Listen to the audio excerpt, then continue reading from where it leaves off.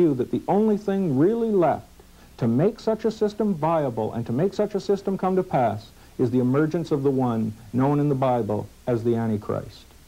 The mark of the beast is not going to be some economic decision that we make for purely economic reasons.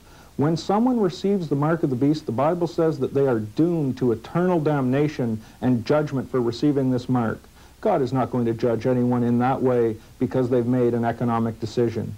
Instead, the acceptance of the mark of the beast is going to be an initiation. It's going to be an acceptance of the deity of the Antichrist. When someone receives the mark of the beast, they will be saying, I side with the philosophy and belief of this man who is going to lead us into a new world order.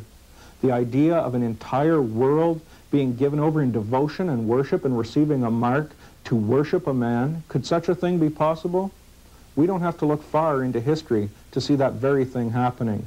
We saw that very thing happening in the shadow of an Antichrist, a man by the name of Adolf Hitler. My feelings towards Hitler were such as if he were some superhuman being between man and a god.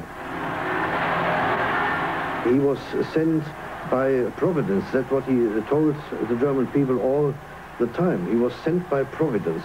And his fatal attraction, the whole people believed it. I too.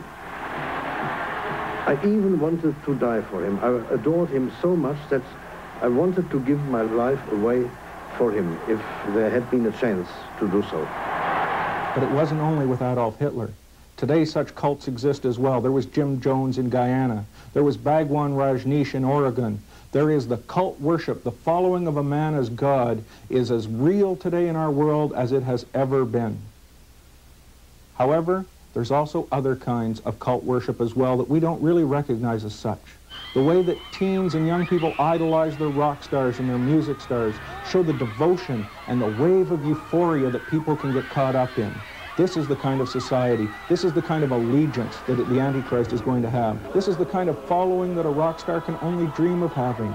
If people will follow an Adolf Hitler the way they have, if they'll follow music stars the way they have, how are they going to follow a man with all power and signs and lying wonders?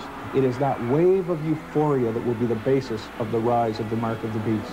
You see, Revelation chapter 13 is the chapter of the Bible that speaks the most clearly about the New World Order that will exist in the last days. And this New World Order is made up of a political system that will span the world, a religious system that will span the world, and an economic system that will span the world. When we talk about this movement towards the mark of the beast, therefore, we're not talking about automated teller machines in Iowa or Kansas or in Florida. We're talking about an electronic web that will spread throughout and span the entire globe in the last days. The Ron Paul investment letter tells us a little bit about how far that has come. According to the former congressman, in the very near future, all the world's major banks will be connected by a new, highly advanced form of computer network. Sponsored by the Society for Worldwide Interbank Financial Telecommunications, or SWIFT, it provides an international common language for all banks in the world. So far, the top 54 countries have signed up. According to Benjamin Miller of Personal Identification News, biometrics will be a major part of our life by the year 2000.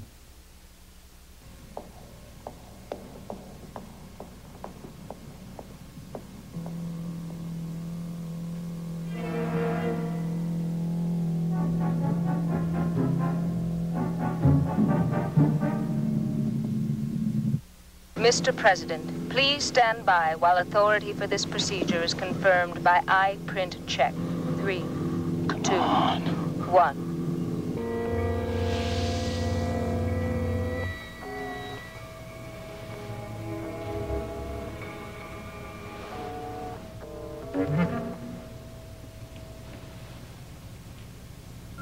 Identify for retina scan. Kirk, Admiral James T.